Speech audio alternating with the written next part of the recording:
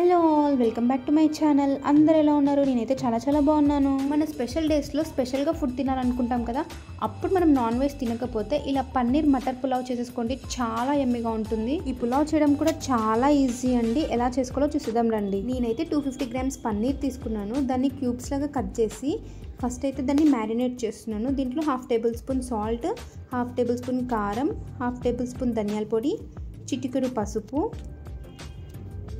ఇంకా 1/2 tablespoon ginger garlic paste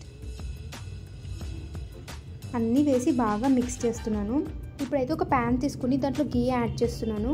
గీ కొంచెం వేడెక్కిన తర్వాత ఈ పన్నీర్ని దాంట్లో వేసేసి ఒక 5 to 8 మినిట్స్ ఫ్రై చేసుకుంటే సరిపోతుంది. ఎక్కువసేపు ఫ్రై చేయకూడదు, మళ్ళీ పన్నీర్ అనేది హార్డ్గా అయిపోతుంది. నేనైతే onions, carrot, tomatoes, green chillies, పుదీనా, కొత్తిమీర, బఠానీ, ఇంకా హోల్ గరం మసాలా ఇవి మాత్రమే యాడ్ చేసుకుంటున్నాను. ఇంకా మన దగ్గర క్యాప్సికమ్ ఉంటే కూడా యాడ్ చేసుకోవచ్చు. ఇప్పుడైతే ఒక ప్యాన్ పెట్టుకొని దాంట్లో గీ వేసుకున్నాను. గీ కొంచెం హీట్ ఎక్కిన తర్వాత హోల్ గరం మసాలా అంతా యాడ్ చేసుకొని ఒక 5 మినిట్స్ అయితే ఫ్రై చేసుకున్నాను. దాంట్లోనే గ్రీన్ చిల్లీస్ వేసి ఒక 2 మినిట్స్ ఫ్రై అయిన తర్వాత పుదీనా వేస్తున్నాను. పుదీనా ఆయిల్లో ఫ్రై చేస్తేనే చాలా బాగుంటుంది. ఇప్పుడైతే నేను 1 కప్ ఆనియన్స్ యాడ్ చేస్తున్నాను. వీటిని ఒక 5 మినిట్స్ బాగా మగ్గించుకోవాలి. ఆనియన్స్ మగ్గిన తర్వాత నేనైతే దాంట్లో క్యారెట్ యాడ్ చేస్తున్నాను. ఇంకా 1 కప్ టమాటోస్ కూడా యాడ్ చేసేసాను. ఇక్కడ నేను పచ్చి బఠానీని 1 అవర్ ముందే నానబెట్టేసుకున్నాను. ఆ బఠానీని కూడా ఇందులో యాడ్ చేసేస్తున్నాను.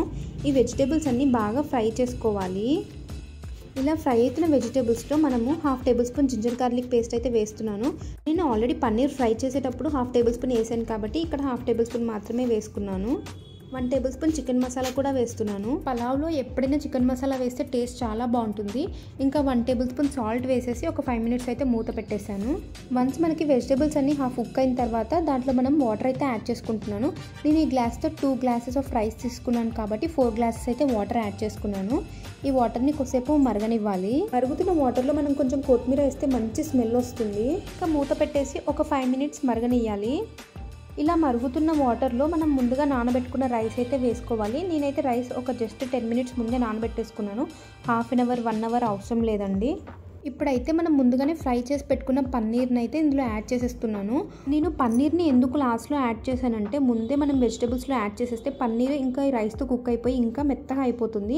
అందుకే పన్నీర్ని ఫస్టే ఫ్రై చేసుకొని లాస్ట్లో యాడ్ చేయడం వల్ల టేస్ట్ బాగుంటుంది అండ్ పన్నీర్ పీసెస్ కూడా చాలా బాగా కుక్ అయిపోతాయి మనకి. ఫైనల్గా అయితే నిమ్మకాయ పిండుతున్నాను. ఒకసారి మొత్తం బాగా మిక్స్ చేసేసుకొని నేనైతే కుక్కర్ పెట్టేశాను. ఒక 3 విజిల్స్ అయితే ఇచ్చాను. ప్రెజర్ అంతా వెళ్ళిపోయాక చూస్తే the best paneer matar pulao ready అయిపోతుంది.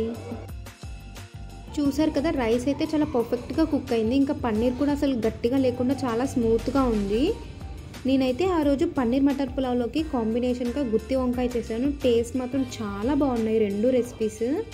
నేను చేసే రెసిపీస్ అయితే బిగినర్స్కి కూడా చాలా హెల్ప్ఫుల్ అవుతాయి, ఎందుకంటే అంత ఈజీగా సింపుల్గా చేసేస్తాను. మీరు ఎవరైనా నా రెసిపీస్ ట్రై చేస్తే మీకు ఎలా వచ్చాయో కింద కామెంట్ చేసేయండి. మర్చిపోకుండా నా ఛానల్ని సబ్స్క్రైబ్ చేసుకోండి.